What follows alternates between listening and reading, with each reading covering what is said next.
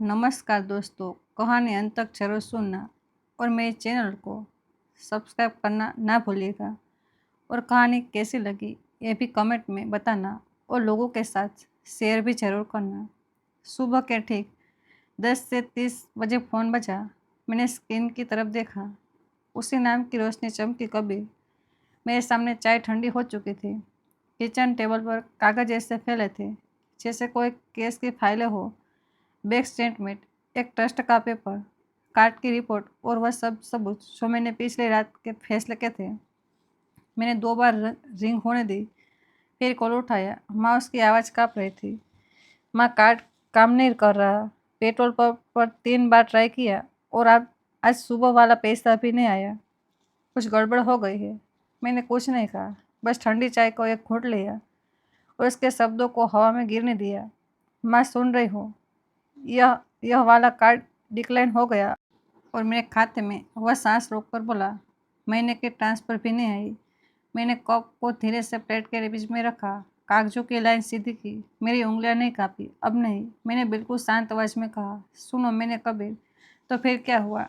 Bank में कुछ या आपने बिल नहीं भरा? माँ प्लीज़। मैंने उसकी बात बीच में काट नहीं, बस एक वाक्य बोला, इतना साधारण कि उसे समझने में भी उसे समय लगा। तुमने कहा था ना कि मैं तुम्हारी ज़िंदगी से निकल जाऊँ, तो मैं निकल गई। उधर एकदम सन्नाटा छा गया। फिर उसकी सांसें तेज हो गई। माँ, ये आप किस बारे में बोल रही हैं? मैं घर वाली बात कर रहा था। कल वाली वो बहस। मैंने कागज़ के किनारे पर उंगली घुमाई। नहीं कभी, तुमने कल वाली बात नहीं की थी। तुमने साफ कहा था, माँ बाप हमारी ज़िंदगी का हिस्सा नहीं। ये तुम्हारे शब्द थे। माँ, मैं गुस्से में था। वह जल्दी जल्दी बोला, सौम्या और मेरी लड़ाई हो गई थी। मैंने आप पर निकाल दिया। मैं सॉरी हूँ। ठीक है, अब बस बस आप जो भी हुआ ठीक कर दो। मैंने आंखें बंद की। मन में एक पल के लिए वो पुरानी आदत जागी, माँ वाली आदत। चलो ठीक है, भूल जाओ, मैं संभाल लूँगी। लेकिन उसी पल मेरे सामने वो पन्ना था, पिछले 11 सालों का ट्रांसफ़र रिकॉर्ड। हर महीने तय तारीख को जैसे किसी घड़ी की टिक टिक। मैंने धीरे से कहा, तुम सही हो, तुम्हें ऐसा नहीं कहना चाहिए था। उसकी आवाज़ में राहत घुल गई। तो आप समझ नहीं गई ना? आप माफ़ कर दोगे? बस पैसा और कार्ड। मैंने उसकी राहत को पूरे होने नहीं दिया। मैं समझ गई हूँ, मैंने कहा, और इसलिए मैं बस अब ख़त्म जैसे चौंक पड़ा। किस बात का ख़त्म? मैंने खिड़की से बाहर देखा। दिल्ली की सर्द धूप की कमजोर फीकी, जैसे किसी ने रोशनी पर धुंध की चादर डाल दी हो। जो ट्रस्ट तुम्हारे पापा ने बनाया था, जिससे हर महीने तुम्हारे खाते में पैसा जाता था, वो बंद। जो एड 1 कार्ड में इमरजेंसी के नाम पर दिया था, वह बंद। और वह सारी मदद जो तुमने अपना हक समझ कर ली, वह भी बंद। फ़ोन के दूसरी तरफ ऐसा सन्नाटा था जैसे लाइन कट गई हो। फिर अचानक उसका स्वर तेज हो गया। आप ऐसा नहीं कर सकती। वो पैसा मेरा है। मैंने पहली बार आवाज़ में थोड़ा वजन डाला। वो पैसा तुम्हारा तब होता जब तुम उसे सम्मान से लेते। वो पैसा मेरा है, कबीर, और मैं अब उसे किसी ऐसे इंसान पर नहीं उड़ाऊंगी जो मुझे मेरी हर घर में बोझ बना दे। माँ, मैंने आपको बोझ नहीं कहा। मेरे होठों पर हंसी आई, पर वह हंसी नहीं थी। तुमने शब्द नहीं कहा, तुमने बर्ताव किया। मेरे सामने एक कल का दृश्य तैर गया। नया साल, मेरा घर, मेरी मेहनत और मेरा बेटा, जो अपने पिता की कुर्सी पर ऐसे बैठा था जैसे वो उसका हक हो, और मेरा अस्तित्व सिर्फ सजावट।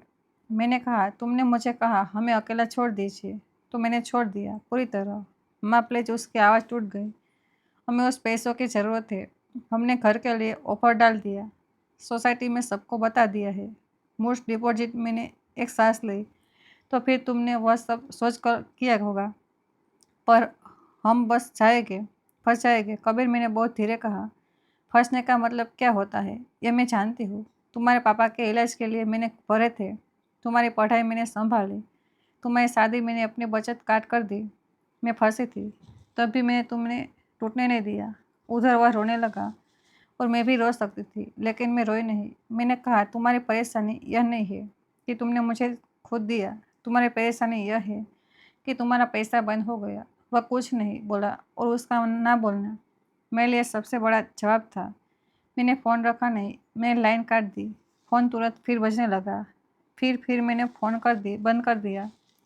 उसे उल्टा रख दिया, जैसे किसी जहरीली चीज़ को ढक रही हूँ। घर में सन्नाटा भर गया। फ्रिज की हल्की आवाज़, घड़ की टिक टिक और मेरे अपने दिल की धड़कन। मैंने किचन में नज़र घुमाई। यह वही काउंटर था जहाँ मैंने सालों तक टिफ़िन पैक किए, वही टेबल जहाँ कभी ने गणित के सवाल किए, वही घर जिसे बहू ने पुराना जमाना का था। और उसी सन्नाटे में मेरे अंदर एक नई आवाज़ उठी, धीमी पर साफ, अब बस। लेकिन सच कहूँ, यह सब एक दिन में नहीं हुआ, यह धीरे धीरे हुआ, जैसे दीवार में छोटी सी सीलन पहले छुपती है, फिर एक दिन पूरा प्लास्टर गिर जाता है। 3 साल पहले कबीर का फ़ोन आया था। उसकी आवाज़ में वह पुरानी चमक थी जो मैंने उसके बचपन के बाद बहुत कम सुनी थी। माँ के किसी से मिला हूँ, बहुत खास मैं चाहता हूँ, आप मिलो। मेरे मन में तुरंत तस्वीर बन गई। घर में चाय, गर्म पकौड़े, हंसी, त्योहार और शायद आने वाले सालों में बच्चों की किलकारी। मैंने कहा, अरे वाह, कब लाओगे?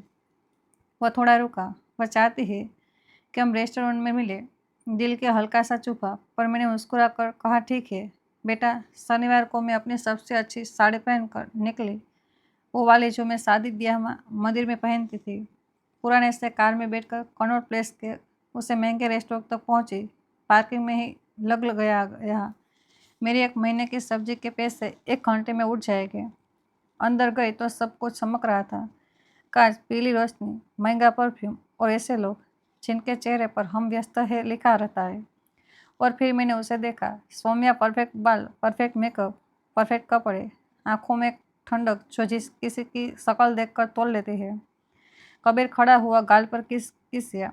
उसकी कोलन नहीं थी, महंगी थी और मेरी तरह नहीं थी। मैं यह सौम्या, सौम्या यह मेरी माँ विनीता। उसने हाथ बढ़ाया, पकड़ हल्की, जैसे किसी औपचारिकता को जल्दी खत्म करना हो। नमस्ते आंटी, मैंने मुस्कुरा कर कहा। बेटा, आंटी मत कहो, बस विनीता कहो। उसकी मुस्कान आंखों तक नहीं पहुंची। वेटर आया। दोनों ने मॉकटेल स्लेस वाइन जैसा कुछ मंगाया। मैंने पानी कहा। कबीर ने तुरंत पूछा, माँ कुछ और ले लो? मैंने कहा, पानी ठीक है। उस रात हमने शादी की बातें की। सौम्या ने अपने सपने बताए। डेस्टिनेशन फंडेशनल, बड़ा होटल, ज़्यादा मेहमान, बड़े ब्रांड, बड़ी सोसाइटी और रेड सर्कल। मैं सुनती रही और हर वाक्य के बाद मेरे मन में एक सवाल उठता रहा, इन सब में परिवार कहाँ है?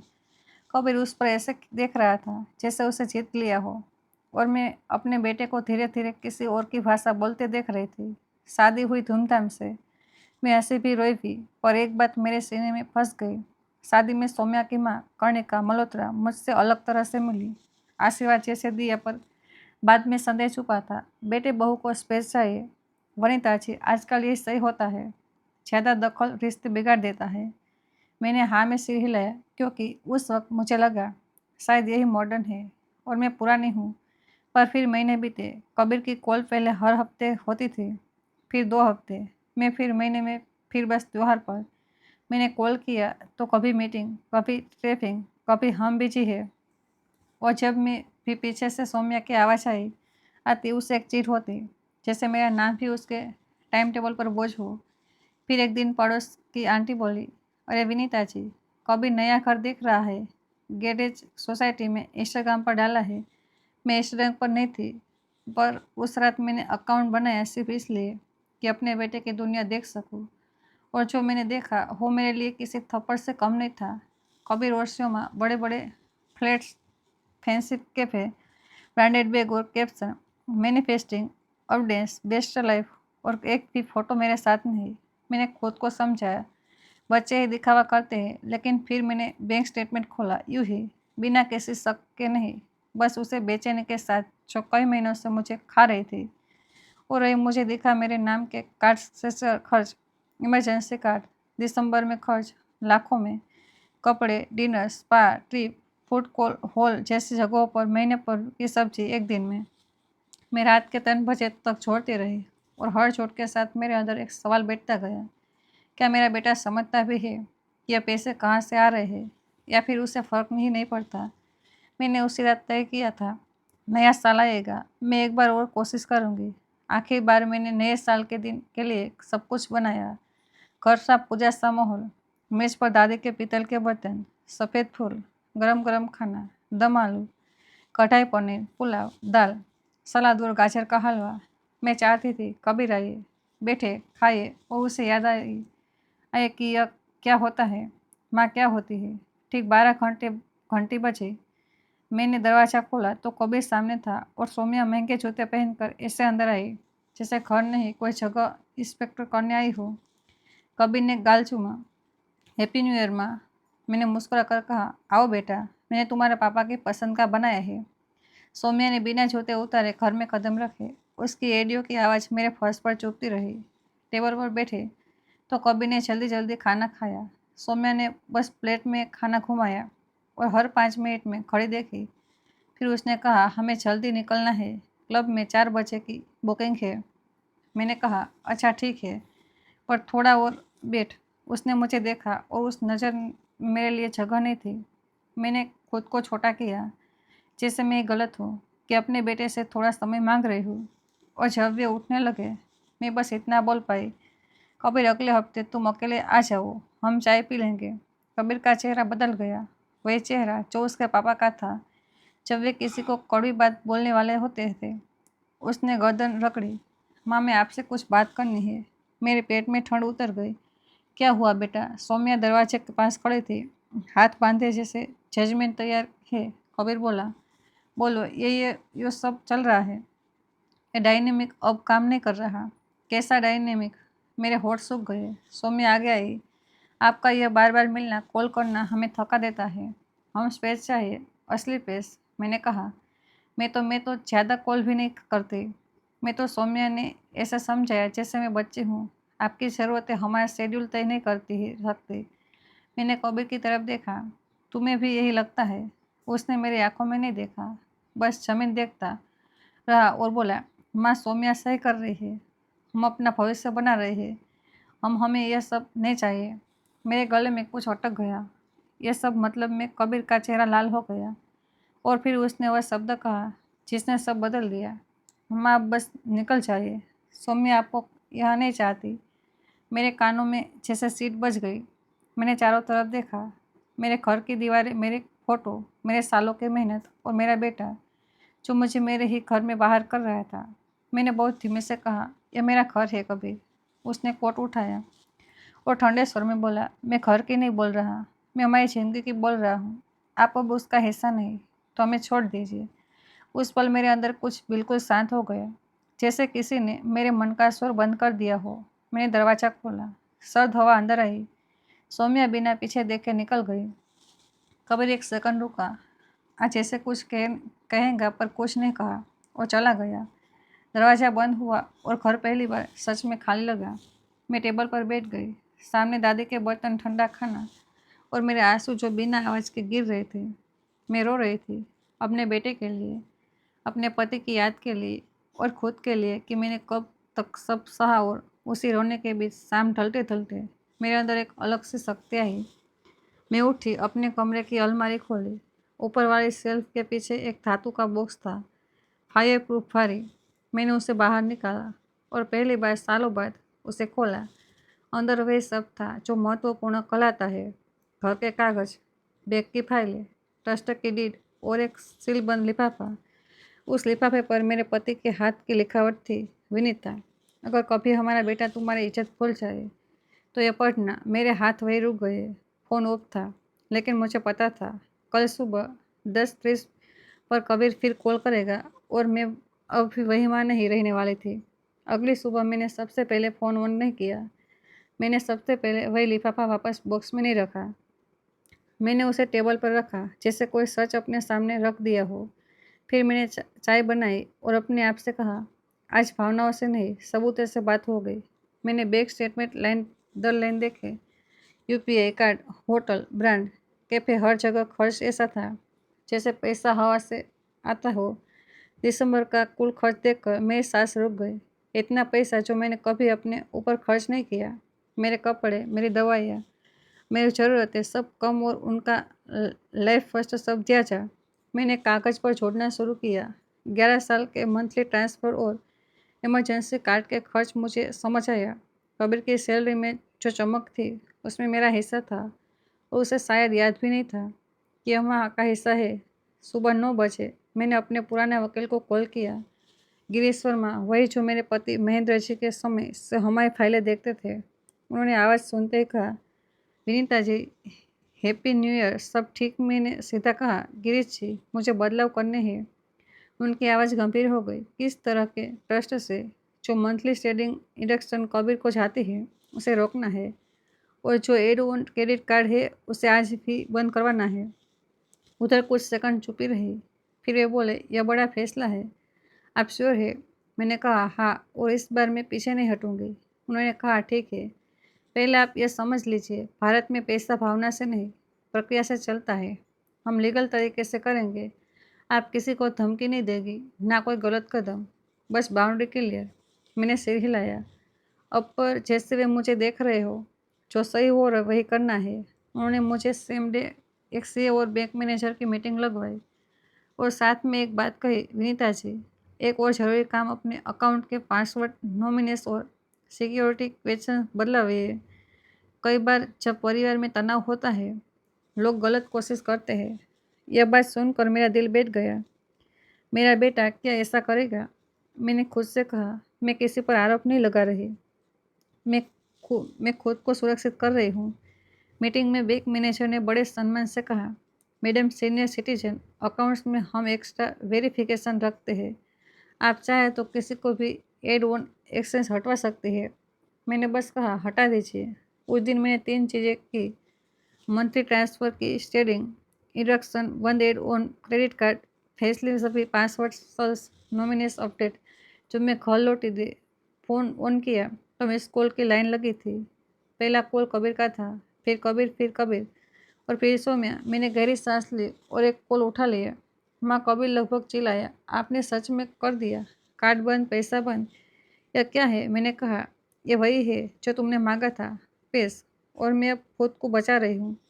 और हम फंस गए हैं। हम बोला, हमने आर्यवर्त हाइटर्स में बुकिंग। मैंने शांत स्वर में कहा, बुकिंग तुम्हारी है, जिम्मेदारी भी तुम्हारी। उधर सौम्या की आवाज़ घुस आई, आपको शर्म नहीं आती? आप एक बहस पर हमारा भविष्य बर्बाद कर रही है। मैंने पहली बार उससे सीधे जवाब दिया, बहस नहीं थी सौम्या, अपमान था, और वह मेरे घर में हुआ था। आप ड्रामा कर रही है। उसने कहा, आपको कंट्रोल चाहिए। मैंने कहा, मुझे कंट्रोल नहीं चाहिए, मुझे सम्मान चाहिए। कबीर बोला, माँ प्लीज़, हम शेड्यूल बना लेंगे, महीने में 1 बार 2 बार। मैंने कहा, तुम शेड्यूल नहीं, मुझे इंसान समझो। यह रिश्ता कैलेंडर से नहीं, दिल से चलता है। उन्होंने कॉल काट दी। फिर अलग 2 दिन वही पैटर्न, पहले सॉरी, फिर एंग्री, फिर डील। तीसरे दिन एक नया नंबर आया, स्क्रीन पर नाम चमका, कणिका मल्होत्रा। मैंने कॉल उठाया। उधर से बेहद ठंडी सर्दी हुई आवाज़ आई, विनीता जी, मुझे आपसे आपके व्यवहार पर बात करनी है। मैंने कहा, मेरे व्यवहार पर? हाँ, आप जवान लोगों को ऐसे सजा नहीं दे सकती। वह गलती कर बैठे थे, आप उन्हें आर्थिक रूप से पनिश कर रहे थे। हमारे समाज में ऐसी क्रूरती कहते हैं। मैंने धीरे से कहा, आपके समाज में क्रूरती क्या है? कणिका जी, क्या किसी माँ को उसके ही घर में यह कहना आप हमारी ज़िंदगी का हिस्सा नहीं, क्रूरती नहीं है? उन्हें रुक कर कहा, मुझे बताया गया कि बस मिसअंडरस्टैंडिंग हुआ। मैंने कहा, आपको आधी कहानी बताई गई है। आधी कहानी हमेशा किसी को सही दिखाती है। उनकी आवाज़ सख्त हुई। देखिए, आपकी वजह से उनकी इज्जत, उनका कॉन्टेक्ट, सब। मैंने एकदम सीधा सवाल किया, अगर आपकी बेटी आपसे इस तरह बात करे तो क्या आप उसे पैसा देती रहेगी? लंबी चुप्पी, फिर बहुत धीमे से वे बोली, यह अलग बात है। मैंने कहा, नहीं, यही बात है। फ़र्क बस इतना है कि आपने वर्ड्स पहले सिखाए हैं, मैं अब सिखा रही हूँ। और मैंने फ़ोन रख दिया। उस दिन शाम को गिरीश जी का कॉल आया, सब ऑफिशियली हो गया है, हो रहा, आपके अकाउंट सेफ है। मैंने पहली बार महसूस किया, सन्नाटा हमेशा दुख नहीं होता, कभी कभी सन्नाटा राहत होता है। 2 हफ्ते बीते, कोर्स बंद हो गए। मैंने अपनी रूटीन वापस पकड़ ली, बुजुर्गों वाला योगा क्लास, मंदिर की आरती, शनिवार को वनिता के साथ चाय और किताबें। वनिता ने एक दिन कहा, विनीता, तू हल्की लग रही है। मैंने मुस्कुराकर कहा, शायद मैं अब बोझ ढोड़ नहीं रही हूँ। और फिर एक मंगलवार सुबह दरवाजे की घंटी बजी। मैं किसी का इंतजार नहीं कर रही थी। मैंने पीप होल से देखा और दिल एक पल को रुक गया। बाहर कबीर खड़ा था, अकेला, बाल बिखरे, आंखें लाल, वही पुरानी जैकेट जो शादी से पहले पहनता था। उसके चेहरे पर घमंड नहीं था, बस थकान थी और शर्म। मैंने दरवाज़ा खोला। वो बहुत धीमे बोला, माँ मैं अंदर आ सकता हूँ।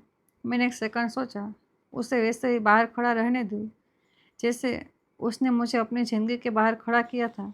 लेकिन फिर मेरे अंदर की माँ और मेरे अंदर के इंसान दोनों ने एक साथ कहा, सुनो पर टूटो मत। मैंने दरवाज़ा थोड़ा सा खोलकर कहा, आओ। कबीर अंदर आया। वह बैठा नहीं, बस खड़ा रहा, जैसे उसे नहीं पता कि उसे जगह मिली है या नहीं। मैंने कहा, सौम्या नहीं आई, उसे उनसे नजरें नीचे कर ली। उसे नहीं पता है मैं यहाँ हूँ। क्यों आए हो? कबीर।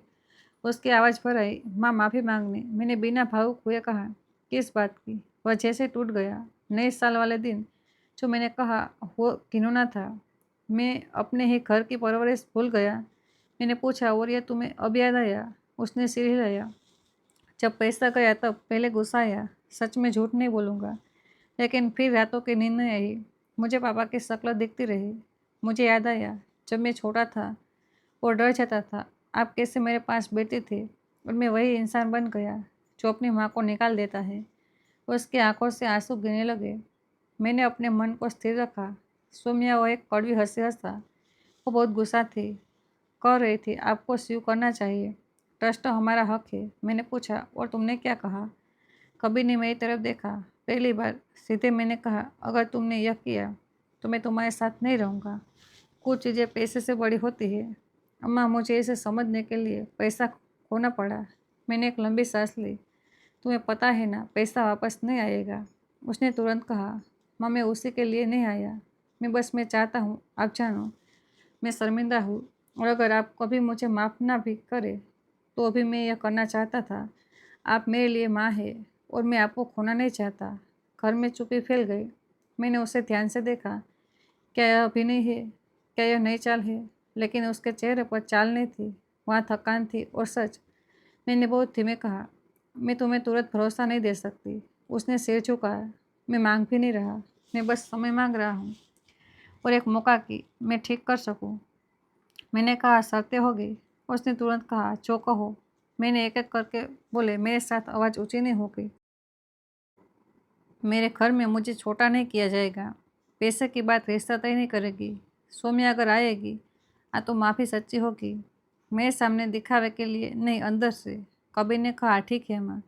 मैंने टेबल की तरफ देखा जहाँ वह सीलबंद लिफाफा रखा था। मैंने उसे उठाया। कबीर की नज़र उस पर गई। यह क्या है? मैंने कहा, यह तुम्हारे पापा ने छोड़ा था, मैंने आज तक नहीं खोला था। उन्होंने लिखा था, अगर कभी हमारा बेटा तुम्हारी इज्जत भूल जाए तो यह पढ़ना। कबीर का चेहरा सफ़ेद पड़ गया। पापा ने मैंने लिफाफा खोला। अंदर एक हाथ से लिखा पन्ना था। महेंद्र जी की लिखावट धीमी सांप जैसे वे बोल रहे हो। मैंने पढ़ना शुरू किया। विनीता, अगर तुम यह पढ़ रहे हो तो इसका मतलब हमारा बेटा रास्ता भूल गया है। मैं चाहता था कि उसे कभी कभी ना हो, इसलिए ट्रस्ट बनाया। पर एक बात याद रखना, पैसा सुविधा देता है, संस्कार नहीं। अगर कभी तुम्हारी इज्जत तोड़े, तुम्हें अकेला करे, अच्छा तुम्हें बोझ समझे, तो इस पैसे को रोक देना, क्योंकि माँ का सम्मान सबसे पहले। और अगर उसे सीखने के लिए गिनना पड़े तो गिने देना। तुम माँ हो, गुलाम नहीं। और मैं जहाँ भी रहूँगा तुम्हारी इज्जत के साथ हूँ। मेरी आवाज़ रुक गई। कबीर की सांस जैसे टूट गई। वो वही घुटनों के बल बैठ गया। माँ, वह रोते हुए बोला, मैं पापा की नज़र में इतना गिर गया। मैंने उसके सिर पर हाथ नहीं रखा, अभी नहीं। मैंने बस कहा, तुम गिर गए थे कबीर, लेकिन उठना तुम्हारे हाथ में है। उसने आंसू पोंछे। मैं उठूँगा, मैं साबित करूँगा। मैंने कहा, याद रखना, यह वापसी एक दिन की नहीं होती, यह हर दिन का काम है। उसने सिर हिलाया। हाँ माँ। कबीर जाने के लिए उठा, दरवाजे तक गया, फिर रुका, पीछे मुड़ा। माँ, आप सही थी, आपने मुझे प्यार से किया, पर इस बार आपने मुझे कॉन्सिक्वेंस भी दिया और उसी ने मुझे जगाया। मैंने शांत स्वर में कहा, मैंने खुद को भी जगाया। आह कबीर। वह चला गया। दरवाज़ा बंद हुआ। घर फिर शांत था, पर अब वो खालीपन नहीं था। अब वो शांति थी जिसमें मेरी सांसें सुरक्षित लग रही थी। मैं किचन में गई, चाय बनाई, खिड़की से धूप आई, हल्की मगर गर्म, और पहली बार लंबे समय बाद मैं मुस्कुराई। किसी को दिखाने के लिए नहीं, बस अपने लिए। अगर आप कभी ऐसे रिश्ते में रहे जहाँ आपकी कीमत सिर्फ आपके देने से मापी जाती है, तो याद रखिए, सम्मान के बिना प्यार इस्तेमाल बन जाता है। सीमा तय करना क्रूरता नहीं है, कई बार वही सबसे बड़ा प्यार होता है। अब आप बताइए, अगर आप मेरी जगह होते तो क्या करते? क्या आप ऐसा रोकते या चुपचाप सहते रहते? दोस्तों, आपको यह कहानी कैसी लगी? अपनी राय कमेंट बॉक्स में ज़रूर बताइए। और ये कहानी पसंद आई तो वीडियो को लाइक, चैनल को सब्सक्राइब करना ना भूलें। मिलते हैं जल्दी एक नई कहानी के साथ। तब तक के लिए धन्यवाद।